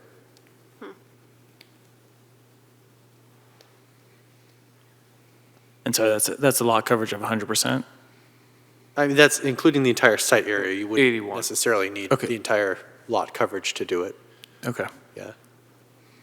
81% coverage at 30 units per acre coverage. Did we impose that 81% on the other projects, or that was a standard So- density? To clarify the 81%, it's an adjustment for realistic production capacity. It's reflective of past projects in Pacifica, the number of units they developed relative to the maximum allowed density. Our historical average has been 81% for comparable mixed-use and high-density residential sites. So HCD's asked for analysis of what's a realistic capacity. So if we're getting 81%, we shouldn't be assuming 30 dwelling units per acre on a 30 dwelling unit per acre site. So we're Understood. adjusting down to Adjusting for the 81% of that 81%. maximum density to say, here's a conservative, realistic estimate. Maybe it comes in more, which would be great. Maybe it comes in at 81%. We're just not over-promising. It's a conservative adjustment factor. Got it.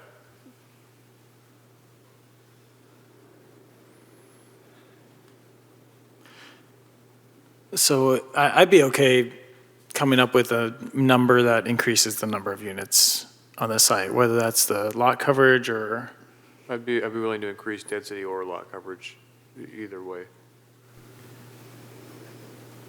And so roughly, if we were to, let's say we put it at 30. What do we need to do to get to that magic 50 number to get affordable housing brought in as a realistic possibility? Height. This has to go higher. If you want that on this lot, it has to go higher. Okay, then that's not fair to the neighbors. Agreed.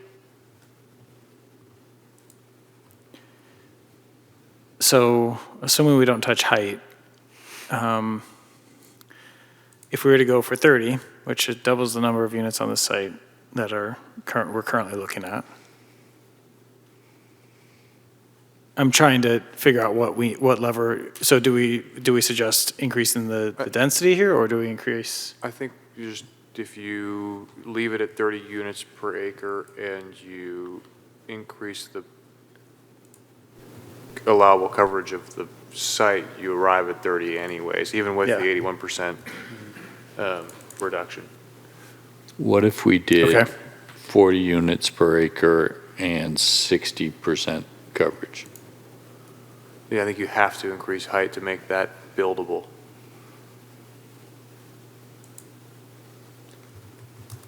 So considering the whole site, even with our adjustment at 40 units per acre, you can get to 50 units, to Commissioner Wright's question.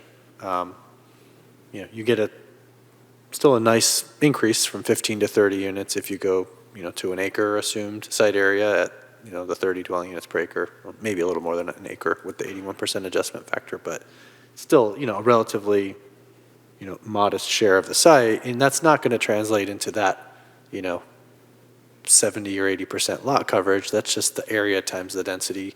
Each floor you go up, you can sort of shrink the lot coverage accordingly. So I can't give you more specifics than that on the fly, but if you think about a 35-foot building, 3 stories, 10 units per floor, it's, I don't know, maybe 25% of the site area, very rough numbers.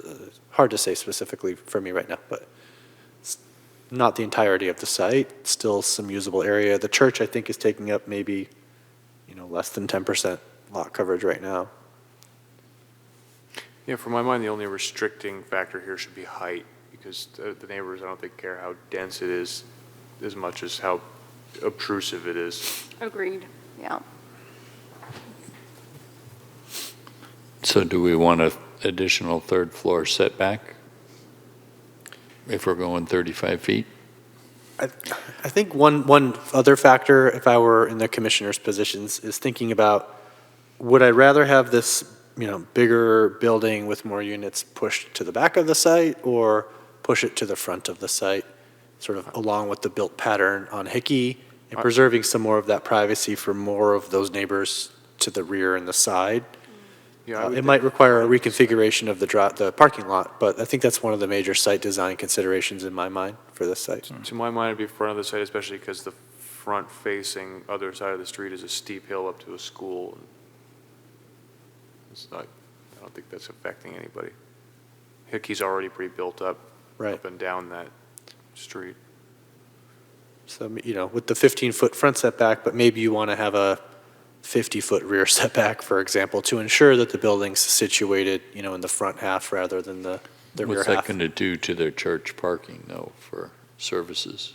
Almost certainly require them to modify the parking lot, but that's, relatively lower cost than other types of site modifications. And really, I think, you're orienting the building to where the rest of the existing development is, and you can think about more open reconfiguration of that space in the back. So 35-foot height, 15 feet in the front, 10 on the two sides, 50 in the back is what I'm hearing. I'm struggling with this one a little bit. I don't know if I'm fully on board with that. I get the sentiment, but I don't know. And I could see how they can put parking in the back. There's Western, they could put a driveway in there, right? But I don't know, I could go either way. The development could be set to the back to move it away from the road noise from Hickey, or they can move it to the front. to be honest, I can go either way on that one, so I'm open to other commissioners' thoughts if we want to impose restrictions to, because I also, like, given the existing building on the site, I think it's gonna, it may be tough for the developer to It build would on it almost as well. dictate that you'd have to move or adjust the church to achieve what we're trying to achieve. Yeah. So should we not mess too much with the rear setback? Use the function of percentage of lot coverage to dictate kind of the overall size of the footprint, and then let them figure out what the highest and best use is for themselves? I think so. That's where I'm leaning. Yeah, that's my direction as well. And when a project comes through, then that's when the other conversations happen, right? It's as a applicant came through and discusses the projects with the planning department, they can review this meeting on Does staff? YouTube and plan their project. So I'm hesitant dictating that at this point.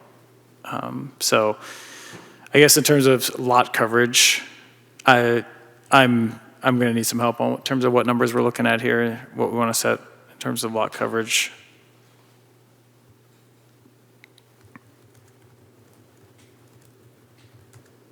$65%.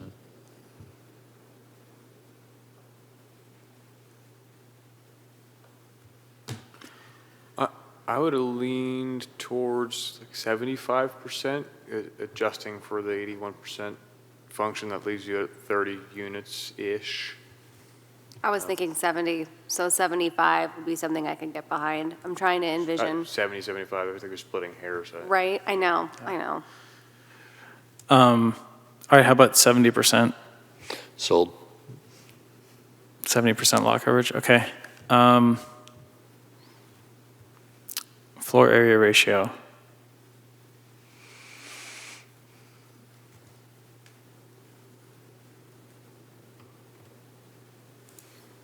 And I think that standard was more relevant for the mixed-use sites with commercial. Do we have to Arguably, there's consider- mixed use with the church, but Yeah, Okay. that's what I was wondering with the church. Do we need to consider that for this one, or?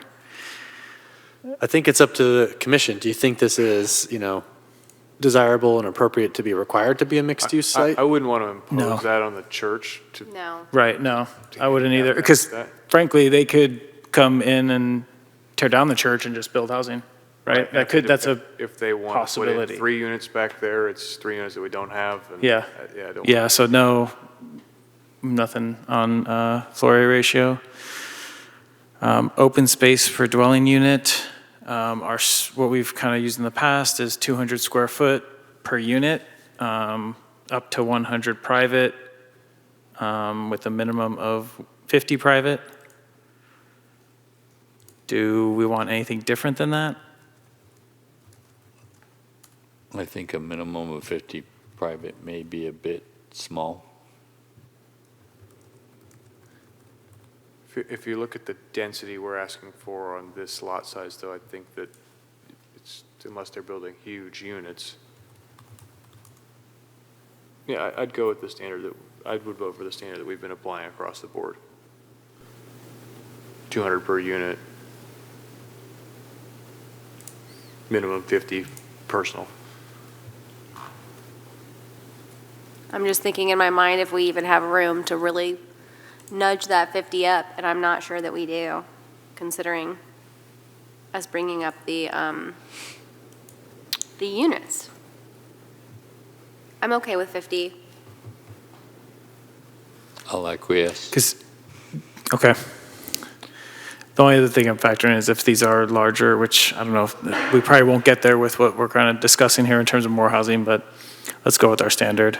I don't think we're putting in backyards at this development. And then parking,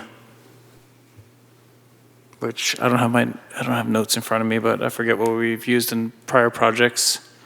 But I think that could be applicable here too. The main guidance from the commission was to adopt the Shore Park specific plan parking standards Right. wherever they're relevant. I think the sense was there was a lot of thought given to those parking standards, even though sort of the dense neighborhood context is a little different. They're better, by and large, I think was my impression from the commission, than the pretty old parking standards we have elsewhere in the zoning code. Can you remind me what the Sharp Park, I know they're in the packet, but what those are? I think it's 1 and 1.5 for 2. We'll need a moment to pull them up for multifamily residential.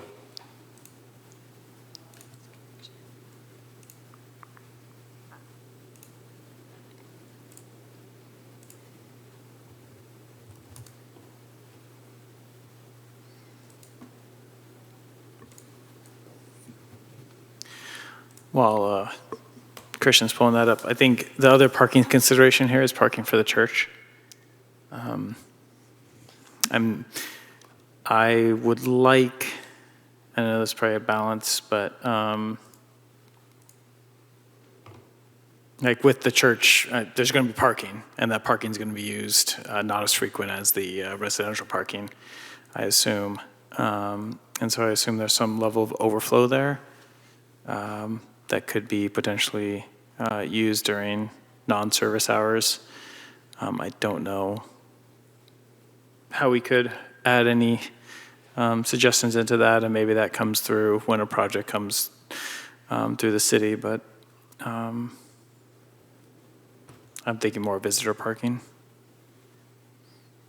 But at least this site, if the church remains, there's I see very little impact to the actual surrounding neighborhood, and frankly, there's plenty of parking on Hickey on both sides of the street. So I don't see parking to be a necessary issue in this neighborhood. I'd be okay with the Sharp Park standards. I'm okay with that as well. And I found the standards for multifamily residential that includes studios, townhouses, and stacked flats. The one space per studio, one bedroom is 1.5 spaces. Oh, sorry, one space per studio or one bedroom, 1.5 spaces per 2 bedrooms, 2 spaces per 3 bedrooms, and 1 guest space per 5 units. Sounds good. Yeah, the only Any- question is, do we need any language around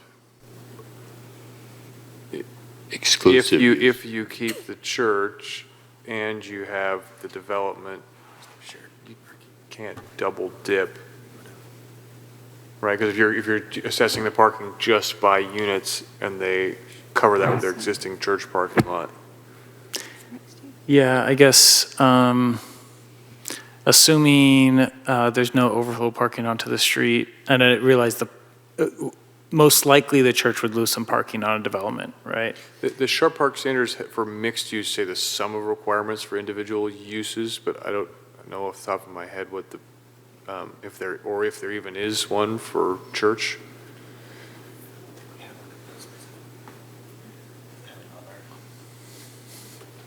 Yeah, I don't think we addressed church parking in the Sharp Park specific plan. I'll pull up what Well, the, I don't think there is a church in Sharp Park. Is there? there, There's one in there is. Francisco. Oh, you're right. Yeah. Walk by it every day. I do think that they should be Sharp Park dedicated parking spots for the units. Yeah, right. We're trying to assess if we need to put in language that additionally to the residential units, what you would want for the or if there's a church. Isn't not the applicant, but isn't the church going to have some sort of say over exactly what kind of They projects? can do whatever they want, the Right? Yeah. property owner. Okay. So the standard zoning parking for a church is 1 space for each 5 seats in areas with fixed seating, and 1 parking space for each 100 square feet of assembly area without fixed seating. And then 18 inches of bench shall be considered a fixed seat. And that would apply to any mixed-use development that they have that includes the existing church, right, as the, if we use the Sharp Park standards because it's a mixed use and incorporates the church and residential, it would incorporate that standard plus the residential unit requirement, per unit requirement? If I understand, the standard zoning provisions for parking provide that sum of the parts component, just as the Sharp Park specific plan does. Yep. And where we need to think more carefully is that currently the Sharp Park specific plan provides some flexibility for the commission or the planning director, some instances, to waive some parking requirements or approve shared parking. That's not an objective standard, and so it wouldn't be something that the city could hold a development to. So that's why we're here to think specifically about what off-street parking standards should be objectively.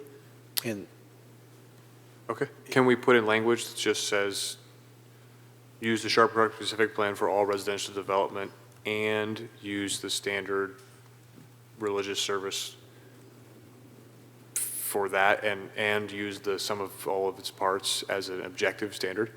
yes, in my opinion. Yep. That's great. Works for me. Yeah.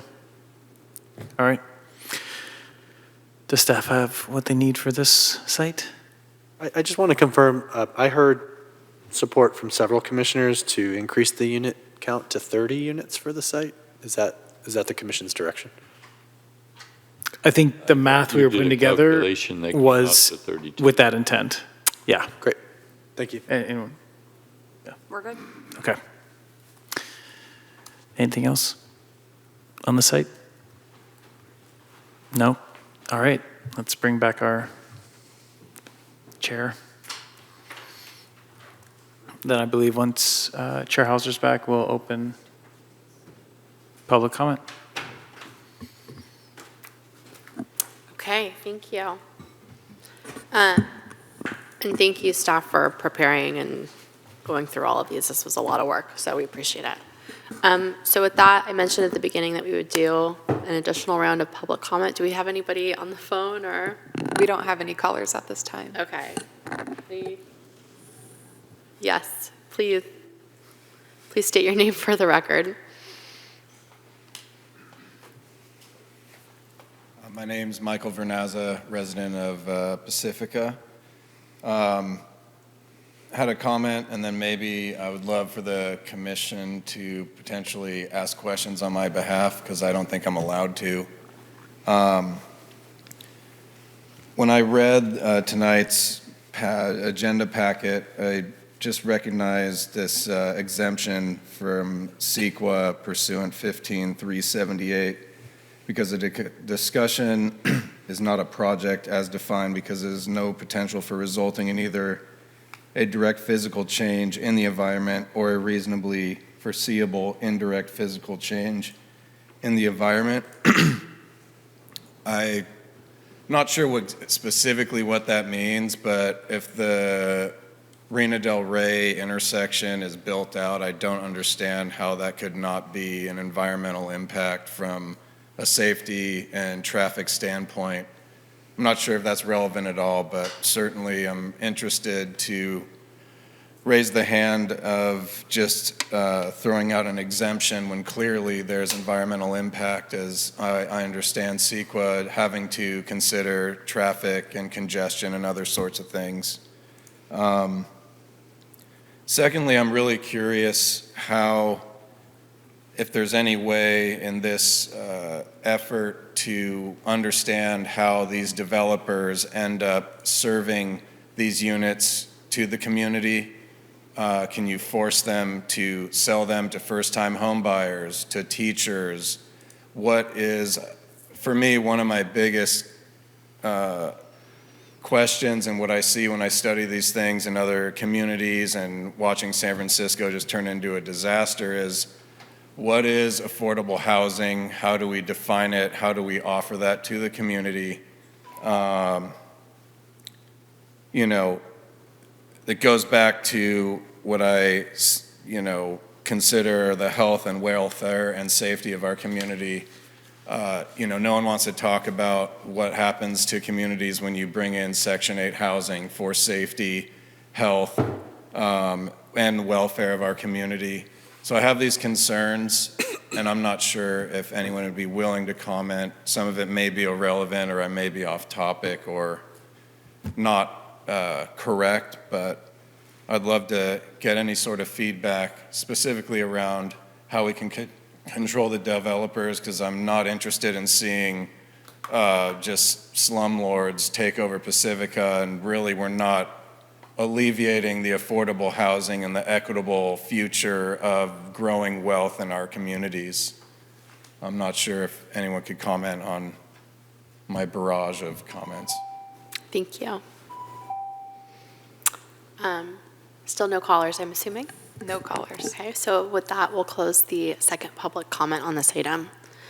And so that, bringing it back to commission, I think it is worth, discussing some of the questions. I know there have been 3 meetings, and so this has kind of been an ongoing discussion as to why there isn't really a CEQA report that's required as part of this, but if staff could maybe speak to the nature of the study and the additional process that's going to go into this and when CEQA will be appropriate.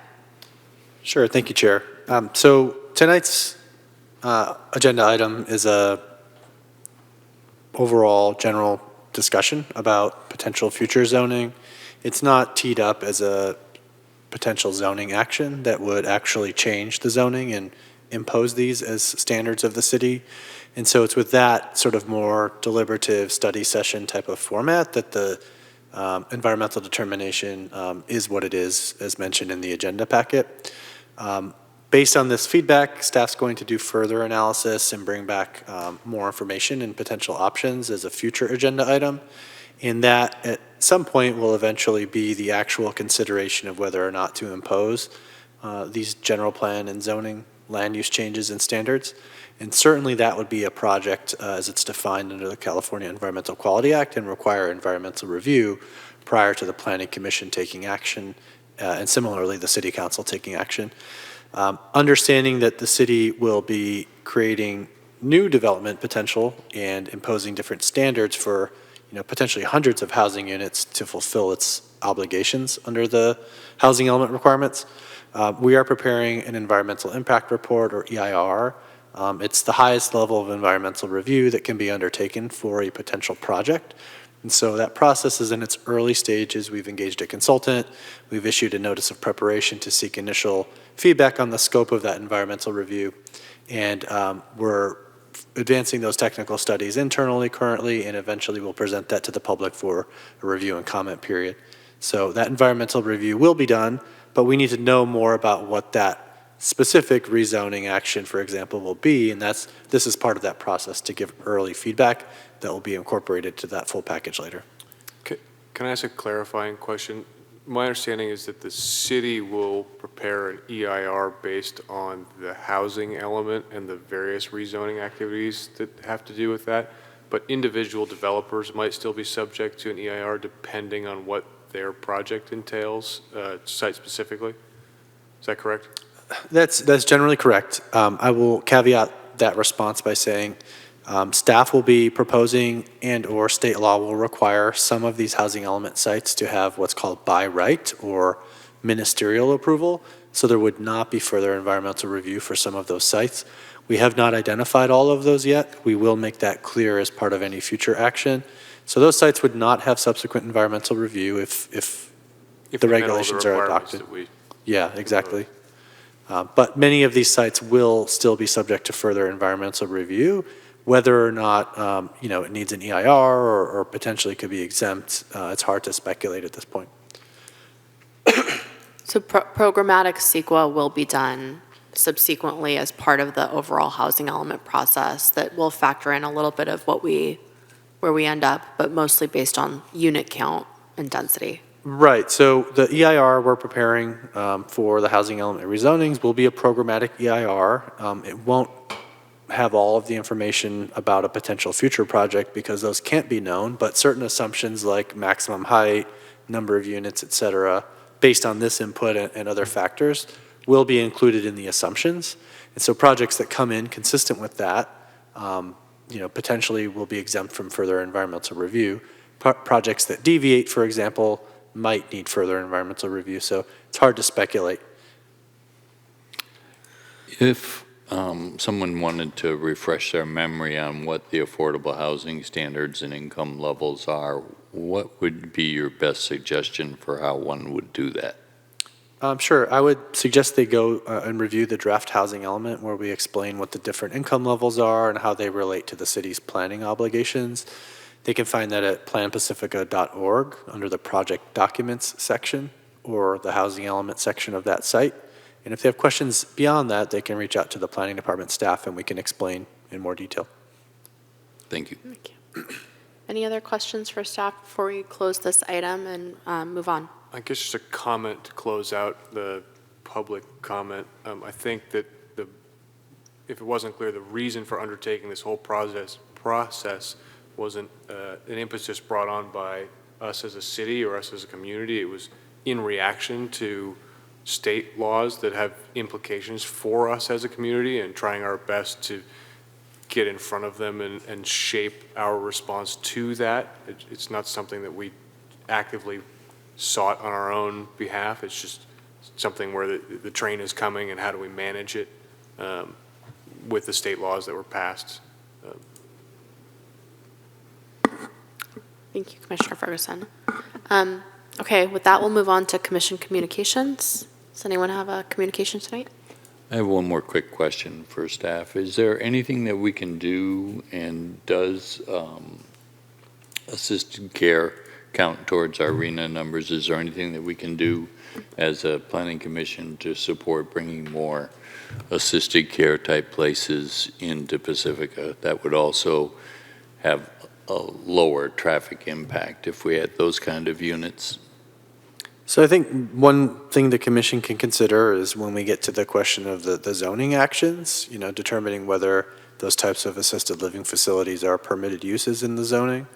And so that's something that we can discuss as part of a future agenda item for particular types of zoning or sites in particular. Okay, I want to keep going onto onto commission communications. So I don't see any additional. Okay, staff communications? No updates tonight. Thank you, Chair. Okay, so with that, I would take a motion to adjourn. Commissioner Ferguson? Move we adjourn. Commissioner, Vice Chair Leal? I second. Okay, let's please vote. That motion passes unanimously. Thank you.